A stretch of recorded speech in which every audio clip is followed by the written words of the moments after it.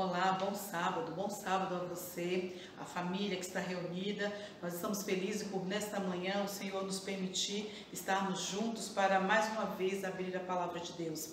Nós estamos hoje, como adventistas do sétimo dia, abrindo as portas da igreja para falar sobre um assunto muito importante, um assunto que requer uma atenção muito grande, quebrando o silêncio, né? Hoje iremos falar sobre um tema que, embora seja um tema muito difícil de se tratar, porque envolve muito sofrimento, mas é um tema muito necessário.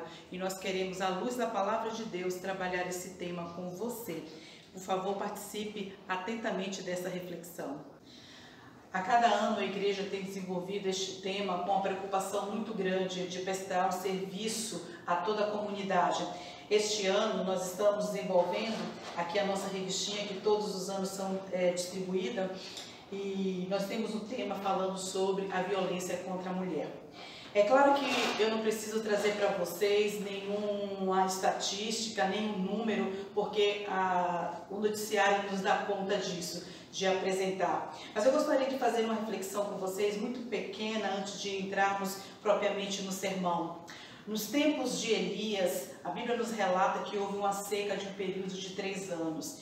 E essa seca do período de 3 anos causou um devastamento dos bosques e deixou em evidência uma coisa que já estava praticamente acontecendo entre o povo de Israel, a idolatria. Muito do povo de Deus estava construindo postos ídolos para adorar outros deuses. Não foi a seca que causou esse problema, a seca só deixou em evidência. Hoje as pessoas estão falando, a pandemia está causando muita violência nos lares, a violência doméstica aumentou por conta da pandemia. Eu quero dizer para vocês que não é a pandemia que tem aumentado a violência doméstica, mas as pessoas têm sido muito violentas, elas têm instintos violentos, e a pandemia tem evidenciado, tem deixado praticamente descoberto essa questão ruim que afeta muitos lares. E é por isso que a Igreja Adventista se preocupa em trabalhar este tema. E eu gostaria de desmistificar uma ideia que tem sido muitas das vezes comentada, falada de uma forma muito ruim, como se Deus fosse plano de Deus que a humanidade chegasse a essa degradação. E contrário a tudo isso, a palavra de Deus nos mostra um plano totalmente diferente. E eu quero refletir com você agora na palavra de Deus no livro de Gênesis, tá? Vem comigo e abra, por favor, a palavra de Deus no livro de Gênesis, no capítulo 1, no verso 27.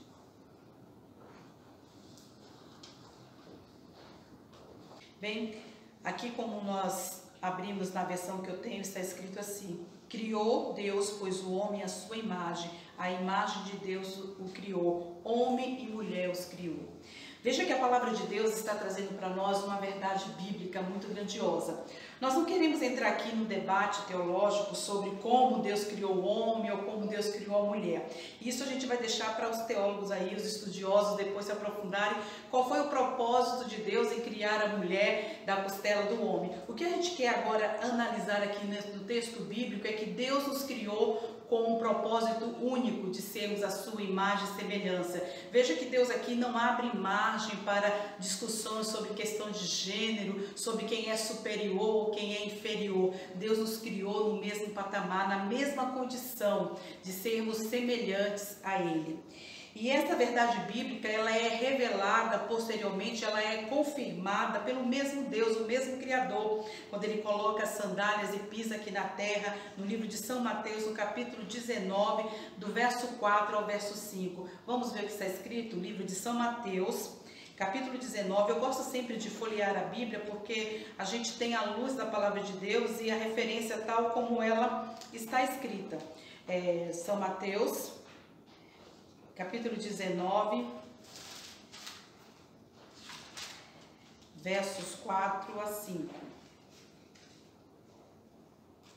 É claro que se nós formos pegar o contexto deste capítulo, desta citação aqui, ela está relacionada a uma resposta que Jesus Cristo vai dar sobre a questão do divórcio, né, sobre a questão do casamento, mas nós queremos pegar apenas este verso para confirmar aquilo que Deus disse na palavra dele lá no livro de Gênesis.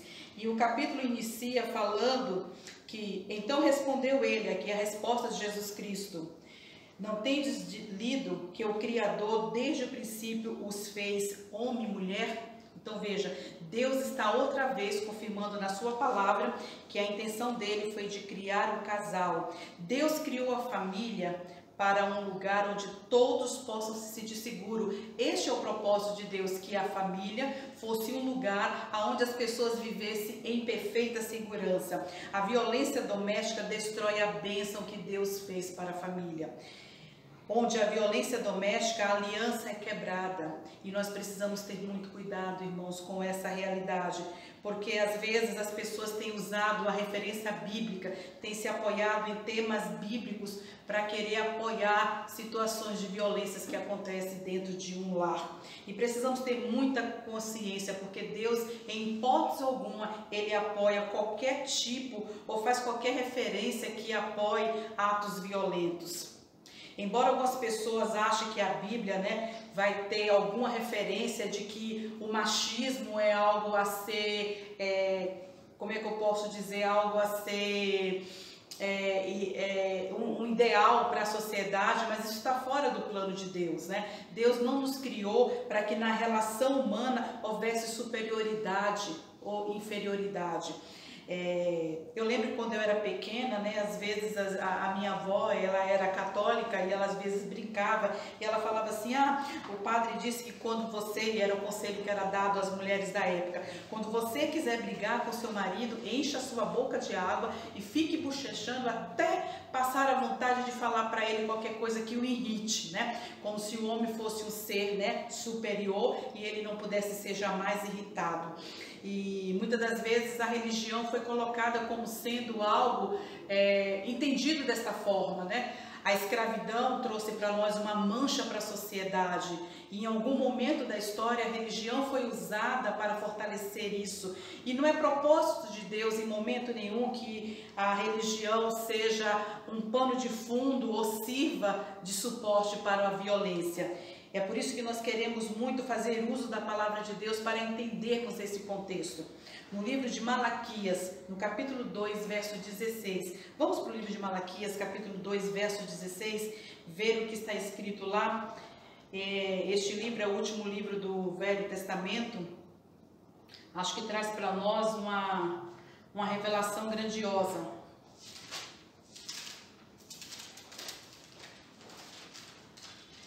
Malaquias 2,16.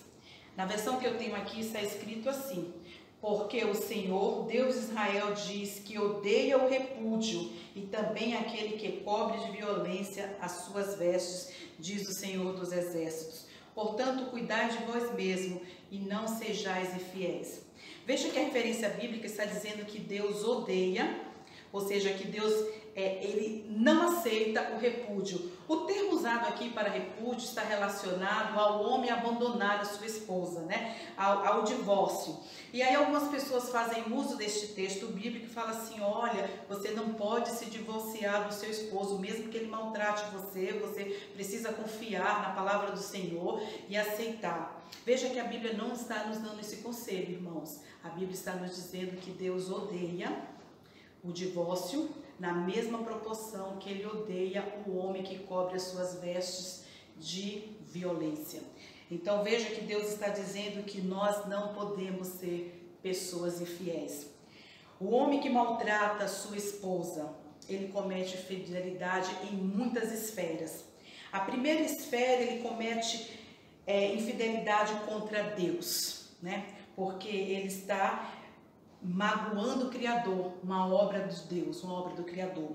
Na segunda esfera, ele comete infidelidade contra ele mesmo, porque a palavra de Deus nos diz que quando eles estão unidos, eles se tornam uma só carne.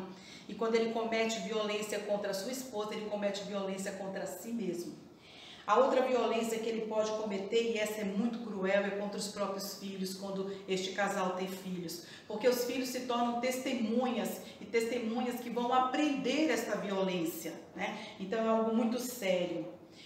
E ele é infiel contra a sociedade, porque mesmo que não haja um casamento formal, mas geralmente é muito comum quando a pessoa está enamorada de alguém, essa pessoa conversar com um amigo ou com alguém e falar do desejo de se unir àquela pessoa. Então geralmente essa comunidade ela é trazida como testemunha dessa união que este casal deseja. E quando este homem comete tal situação, tal ação violenta contra a mulher, é algo muito terrível. Eu sei que vocês podem estar pensando assim, nossa, mas fala-se de violência contra a mulher, não existe violência contra o homem? De fato, existe violência contra o homem. A Lei Maria da Penha é instituída e ela protege ambos os lados. É claro que a violência contra a mulher, ela acontece numa proporção gigantesca, né? Eu sou mulher e eu posso falar disso, né? Eu sou vítima de violência, não sou vítima de violência diretamente do meu esposo. Mas quantas das vezes, vocês que estão me ouvindo vão concordar comigo, talvez até vocês já tenham praticado esse tipo de violência. Quantas vezes eu estou dirigindo o automóvel no trânsito e se alguma situação acontecer que eu tenha que parar o carro inesperadamente e alguma coisa acontecer, a primeira frase a ser dita é: você deveria estar pilotando um fogão, né?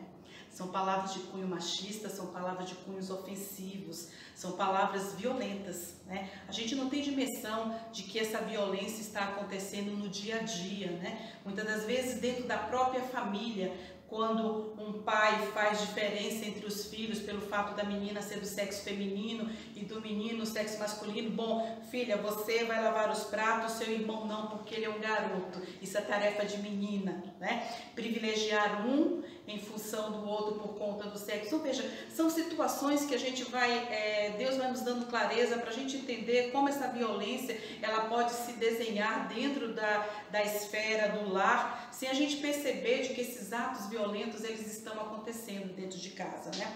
Foi feita uma pesquisa que apresentou os tipos de violências que acontecem, né, contra a mulher. E apresenta 5 tipos de violência e eu gostaria de compartilhar essas violências com você. As violências são as seguintes: a primeira e a pior de todas é a violência física. Essa é a mais percebida, porque essa deixa marcas, né? Marcas visíveis, né? E essa violência acontece quando a conduta fere a integridade física da mulher. E isso acontece de várias formas, através do espancamento, né, de atirar objetos, de sacudir, de beliscões, de pressões, de pegar o corpo da mulher segurando com pressões, né, de causar ferimentos, né, seja ele com qualquer tipo de instrumentos, né, a tortura, né, de submetê-la a privações. Então veja que essa violência física, ela é possível de ser percebida, porque ela é visível, a gente percebe.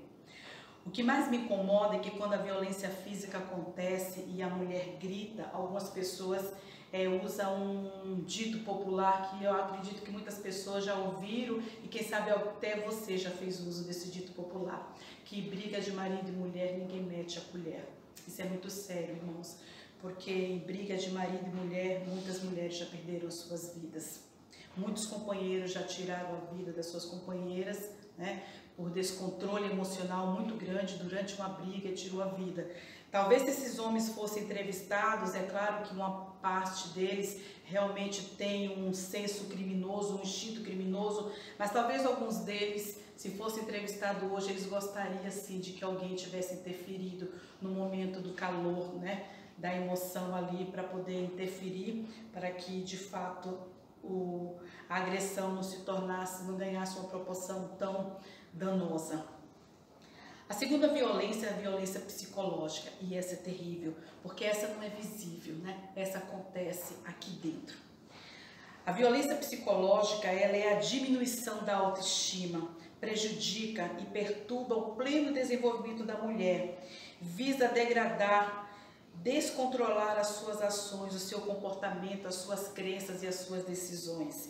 E isso é muito perigoso, porque a violência psicológica, ela ameaça, ela causa constrangimento, ela humilha, ela manipula, ela causa isolamento, a pessoa por si mesma se isola, se distancia, ela perturba, ela persegue, ela causa insultos, ela é chantagista, ela explora, ela limita o direito de ir e vir, ela ridiculariza. tira a liberdade, tira a crença, ela distorce, ela omite muitos fatos. Então veja que a violência psicológica ela é muito terrível. Na minha profissão eu percebo muito isso e às vezes eu costumo ser muito incisiva quando eu percebo essa situação. Às vezes, enquanto professora, a gente atende raras vezes os casais quando vêm falar sobre a educação dos filhos e os pais tendem a querer lançar a culpa na mãe, né? Porque assim, ele é aquele camarada que está cuidando da manutenção da família, do lar, então a mulher deveria se preocupar em cuidar do filho, e quando ela falha nessa, tá vendo aí você deveria ter cuidado em relação a isso, e essa mulher humilhada diante daquele momento, daquela reunião, quando ela é exposta. Precisamos ter um cuidado muito grande. Uma outra violência muito séria e tão preocupante é a violência sexual. A violência sexual, ela é muito preocupante porque ela constrange, ela mantém a particularidade da mulher ameaçada na sua intimidade e ela tende a ser uma coisa praticada com coesão, com força. E precisamos ter muito cuidado. O pior estágio dessa violência é quando ocorre o estupro. Esse é o pior de todos. Mas não é só esse tipo de violência, esse tipo de ato que se configura a violência sexual. Também tem a questão de obrigar a mulher a praticar atos que podem causar desconforto, pode causar repúdio, pode causar angústia para ela. Impedir o uso doméstico de métodos contraceptivos, forçar a mulher a abortar. Então veja que existe muitas vezes no casal essa preocupação que fica sobre a responsabilidade da mulher. Veja que a questão do planejamento familiar deveria ser algo para ser discutido entre os dois. Mas muitas vezes quando a mulher engravida e não é desejo do homem que essa gravidez se siga, fica sobre a mulher a responsabilidade de ter que interromper essa gravidez, muitas vezes até contra a vontade dela. Ou às vezes fica sob a responsabilidade dela de dar seguimento a uma gestação, talvez, né, não seria do desejo dela de engravidar naquele momento, e muitas vezes o marido a força a ter uma outra gravidez, a seguir uma gestação. Então precisamos ter muito cuidado, irmãos. À luz da palavra de Deus, precisamos discutir esses assuntos. A quarta violência, que também particularmente é muito preocupante, é a violência patrimonial. Eu particularmente nunca tinha parado para pensar na violência patrimonial, porque às vezes a gente avalia os males, né, do pior para o menor, e muitas vezes quando a gente chega no menor, a gente acha assim, bom, esse aqui como não afeta muito, vamos deixar passar. Mas essa é a nossa preocupação. Essa violência ela é entendida como uma conduta que se configura na retenção ou subtração, na destruição parcial ou total dos objetos, instrumentos de trabalho, de documentos pessoais, bem de valores, de direitos, de recursos econômicos incluídos e destinados a satisfazer as necessidades pessoais da mulher. Sabe quando o homem acha assim que ela não tem direito de ir ao salão? Né? Ou que ela não tem direito de trocar, de comprar um tipo de roupa, né? Ou que ela trabalha, mas o salário tem que primeiro passar pelas mãos dele para saber o que ela vai fazer, porque ela não tem discernimento necessário para fazer uso do seu dinheiro, porque se ele não estiver ali para administrar, ela não vai ter capacidade. Isto é uma violência patrimonial contra a mulher e as mulheres precisam estar atentas. Eu não trago esse sermão hoje com a ideia de que nós precisamos ser de um movimento feminicista para que a gente venha revolucionar. Não é esta a ideia. A ideia de que como filhos de Deus, como filhas de Deus, tenhamos restaurado o propósito pelo qual Deus nos criou, de constituir uma família com equilíbrio, né? Para que todos tenha na sua comunidade funções a desenvolver para o testemunho, para o bom andamento da causa de Deus. Uma outra violência, e a última que eu quero aqui relatar para vocês, trata-se da violência moral. E essa é muito preocupante, porque essa acontece dentro da igreja. E isso é muito preocupante. Veja, considerar essa violência moral é aquela que considera qualquer conduta que confere uma calúnia, uma difamação, uma injúria. acusar a mulher de traição, emitir juízos morais sobre a conduta, fazer críticas mentirosas, expor a vida íntima de uma mulher, rebaixar a mulher por meio de xingamentos que incide sobre sua índole, desvalorizar a vítima pelo modo como se veste. A gente ouve muito isso, irmãos, e aqui eu quero abrir um parêntese, porque a mídia está trazendo uma situação muito séria. Essa semana nós tivemos o caso de uma criança, semana passada tivemos um caso de uma criança que foi vítima de abuso durante 4 anos, né, de alguém que deveria ser responsável por proteger, por cuidar dessa criança, pelo seu familiar. E muitas vezes nós tivemos aí no noticiário falando que a igreja teve um posicionamento equivocado diante, né, de que a religião tratou de forma estranha o caso.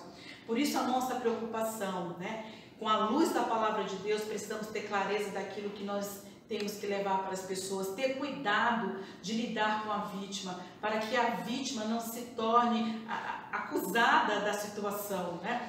Então, quando alguém trata com uma pessoa que é vítima de qualquer tipo de abuso, a gente não precisa fazer nada além do que já foi feito com essa pessoa, no sentido de causar mais dor, né? O apóstolo João traz para nós um verso bíblico que ele é muito poderoso, está no livro de 1 João 3,18, né? O livro de 1 João 3,18 fala sobre o amor, né? E ele diz assim, que a gente não é para nós amarmos as pessoas com palavras, né? Amar com palavras é muito fácil, né? Ele está dizendo que nós temos que amar as pessoas com amor verdadeiro, né? Com ações, abraçar. E aí me preocupa uma coisa: como ajudar as pessoas que são vítimas de violência, né? Como ajudar uma mulher que é vítima de violência? Eu acho que o primeiro passo é a igreja ter a consciência de que a gente precisa quebrar o ciclo de violência. Por isso que a igreja traz essa campanha, né? Quebrando o silêncio. A igreja precisa, né? Quando eu digo igreja, eu não estou falando da instituição, eu estou falando de você. Estou falando de mim, estou falando de cada um de nós, né? A gente precisa ter essa consciência de quebrar o ciclo de violência, né? Muitas das vezes a gente entra ou tem acesso, ou tem contato com algumas famílias em que a violência é muito presente. E muitas das vezes até nos constrange, mas a gente não fala nada, a gente sai dali constrangido, né? Envergonhado até porque foi obrigado a presenciar um ato de violência, mas a gente não toma nenhuma decisão, a gente não toma nenhum partido, né? Então precisamos ter muito cuidado com isso, irmãos. A palavra de Deus está nos dizendo que nós precisamos abrigar, acalentar, acolher as pessoas que passam por essa dificuldade. E o segundo passo, né, o mais necessário depois de quebrar, né, com esse ciclo de violência, depois de quebrar o silêncio, né, e isso está revelado na palavra de Deus, no livro de Provérbios 31, verso 8, que é fantástico, né, nós não iremos ler aqui, né, mas o livro de Provérbios 31, 8 fala assim, que você tem que dar voz para aquelas pessoas que não conseguem falar. As pessoas que estão sofrendo, que estão oprimidas e que elas não têm vozes, nós precisamos ter vozes para essas pessoas.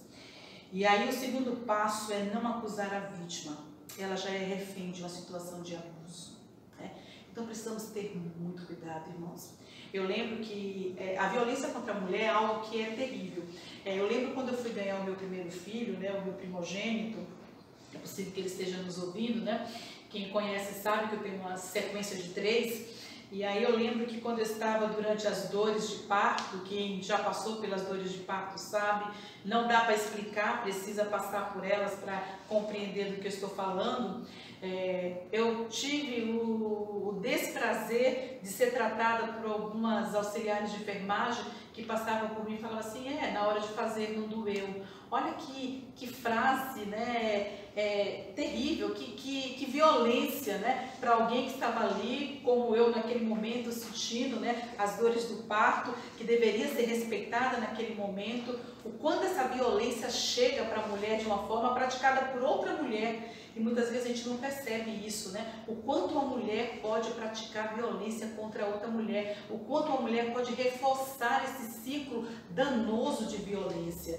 Então, há uma preocupação, né? E eu quero compartilhar com vocês essa preocupação. A igreja precisa ter essa preocupação, de ter esse cuidado, né? De não dar continuidade a esse ciclo de violência, mas quebrar. Ter cuidado, abraçar a vítima, né? Abraçar essa vítima que é refém dessa situação. Em casos de violência doméstica, é muito comum o agressor manipular a vítima, lançando a culpa sobre ela. E se você acusa a vítima, você se equipara ao agressor, né? Então, quando a Lei Maria da Penha foi instituída, né, e a gente sabe que foi um processo, né, moroso para que tudo isso acontecesse, a gente tinha essas mulheres que eram vítimas de violência doméstica, né, a violência física, né, cometida pelos seus parceiros. Quando essas mulheres chegavam nas delegacias para prestar queixa, elas eram violentadas pela segunda vez, né? Eram vítimas de violência pela segunda vez, porque eles ali escarneciam delas. Então isso era uma situação muito preocupante e era difícil para a mulher, porque ela tinha que passar pelo constrangimento de relatar uma coisa que foi tão sofrida e que de repente não levava a nada, né? Era um depoimento que ficava sem nenhuma solução. Então é muito preocupante. Agora, como igreja, nós temos uma responsabilidade muito grande. E agora eu quero chamar vocês para essa responsabilidade. Quando falamos da promoção da cura, é preciso ter muito cuidado, porque quando nós pensamos na promoção da cura, a primeira coisa que nos vem à ideia enquanto igreja é a reconciliação quando ocorre um conflito entre o casal. Só que precisamos ter cuidado, quando este conflito envolve violência, isso requer um cuidado maior, requer uma análise maior da atenção. Porque quando a vítima ela é tirada do sofrimento, né, de um esposo que a espanca, que a maltrata, e em nome de uma fé a gente coloca ela de novo sob o jugo deste homem, nós como igreja agimos de forma equivocada.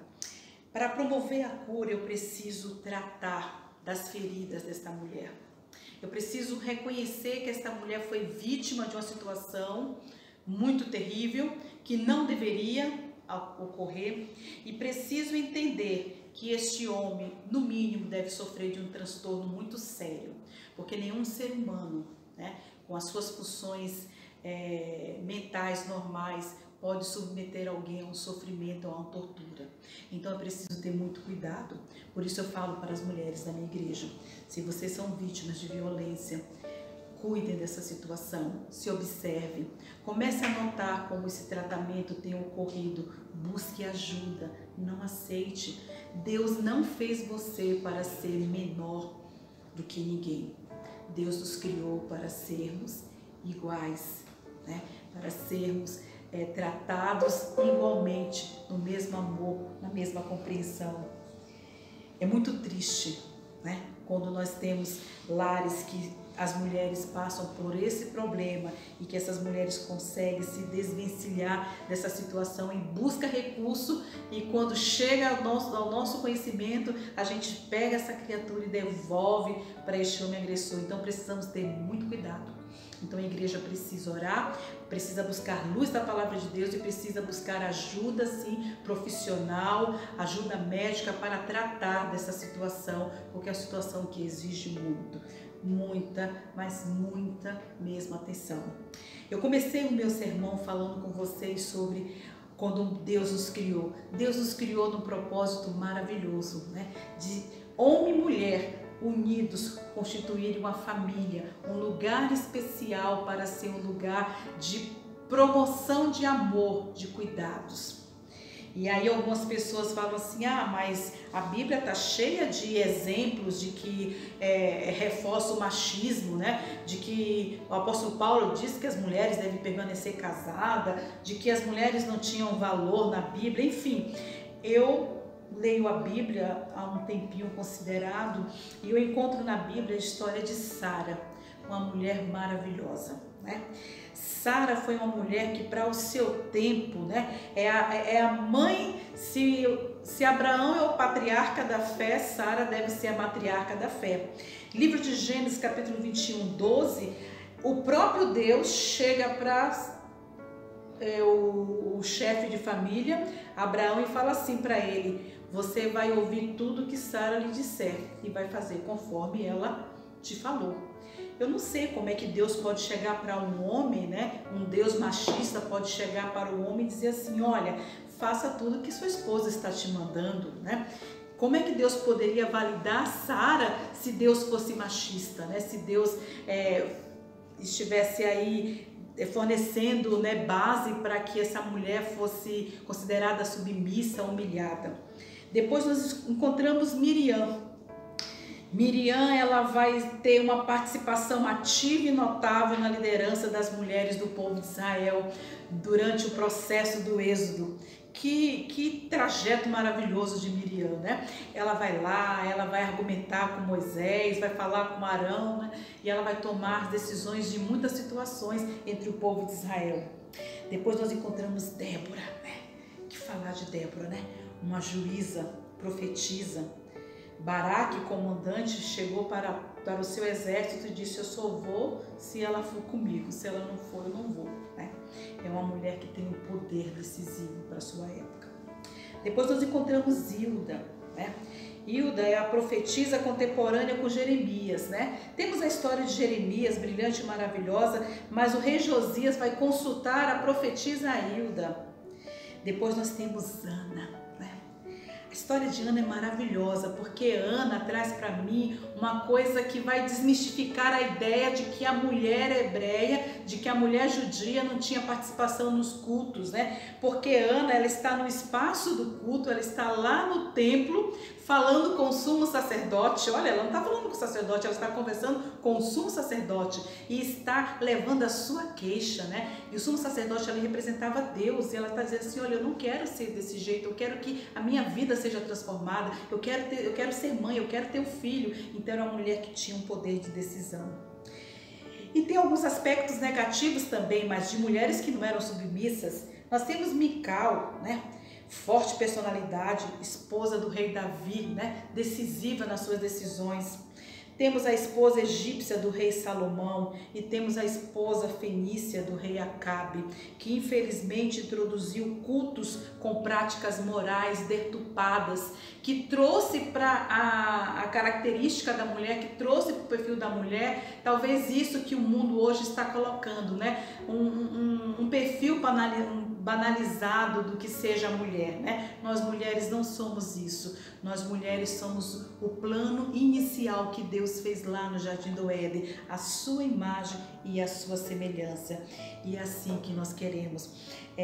Existem alguns historiadores, eu falhei, não trouxe o nome deles aqui, mas eles trazem uma narrativa, e eu estudei isso, e aí fica para vocês de dica, mas eles contam a história de que Sara, ela acendeu uma lamparina para a chegada do sabá, e essa lamparina miraculosamente ficou acesa até o sábado seguinte, e aí gerou entre a cultura judaica, a ideia de que as mulheres seriam responsáveis por trazer a luz à sua casa, ao seu lar. Então veja que a cultura judaica, que é a cultura da palavra de Deus aqui trazida nos relatos, traz a mulher num contexto totalmente diferente desses contextos que hoje a religião quer trazer. E sabe, irmãos, se eu pensar que eu devo ser submissa ao meu esposo João Ferreira, que está me ouvindo, eu quero dizer a vocês que eu aceito ser submissa ao meu esposo. Sabe por quê? Cantares de Salomão, que é um livro poético, diz assim: eu sou do meu amado e ele é meu. Num espírito de cumplicidade, né? Num clima de cumplicidade, eu pertenço ao meu esposo e ele me pertence. Ora, se um pertence ao outro, logo essa submissão, ela é uma cumplicidade, né? Porque é ele que me espera todos os dias para abrir o portão, na certeza de que eu vou entrar com segurança para dentro de casa. Então, quando eu aceito a submissão ao homem que me ama, porque a Bíblia está dizendo na submissão, não no sentido de ser subjugada, de ser humilhada, mas a Bíblia está trazendo a submissão numa cumplicidade, onde a relação deve ser harmoniosa, onde a relação deve ter paz, deve ter prosperidade para que os filhos encontrem no lar a felicidade. Então, nessa ideia de quebrar o silêncio, nós precisamos trabalhar como filhos de Deus à luz da palavra de Deus. Nós temos uma mensagem que vai ser trazida agora bem de longe, tá? Uma jovem, uma juvenil, né? A Isabelle. A Isabelle, particularmente, eu tenho um carinho muito grande por ela, né? Porque ela praticamente nasceu aqui na nossa igreja, né? Então, o nosso abraço carinhoso para a Isabelle. E ela traz uma canção muito linda. A canção que ela traz fala dessa questão de que Deus vai restaurar toda essa essas nossas características edênicas, né? E que é o sangue do Cordeiro que vai tornar isso possível, né? É o resgate de Jesus Cristo que vai nos tornar possíveis. Então a Isabelle vai trazer para nós essa mensagem de Goiás.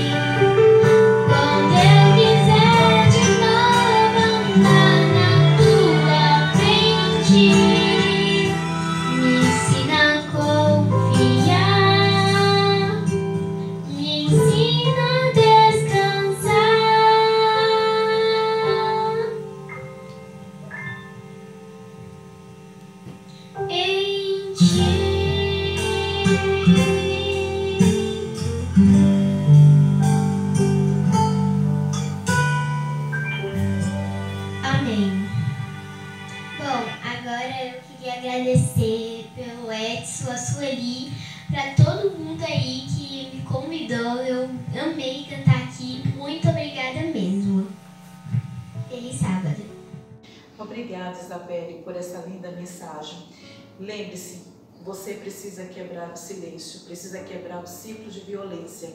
Mas para que você faça isso, você precisa de um poder sobrenatural, o poder de Deus na sua vida. Vamos orar. Pai grandioso, maravilhoso Deus, nós queremos te suplicar que na sua infinita bondade, no seu infinito amor, nas suas misericórdias, o Senhor visite cada lar. O Senhor conhece, ó Deus, os problemas, as dificuldades enfrentadas. E como muitas vezes nós temos estado distante do verdadeiro propósito que o Senhor nos criou, que foi de termos uma família com harmonia, uma família onde o amor deveria ser a nossa principal motivação de criar os nossos filhos, de manter a nossa vida. Por isso, ó Deus, dai-nos a certeza de que o Espírito Santo pode atuar em nosso coração, de que Ele pode transformar as nossas vidas. E se neste momento nós estamos orando por alguma mulher que enfrentou ou que enfrenta situação de violência, qualquer que seja ela, que o Senhor Deus trabalhe na mente e no coração dela, que ela se sinta abraçada pelo Senhor e que o Senhor coloque pessoas com a mente lúcida, com a mente focada em Ti para acolher essa mulher. Ó Deus, abençoa também os filhos, para que essas vidas sejam transformadas, para que eles, ó Deus, tenham as suas vidas restauradas pelo Teu poder, pela Tua graça. Ajuda-nos, ó Deus, a quebrar o ciclo de violência. Pelo Teu poder, pela Tua graça, nós te oramos em nome de Jesus.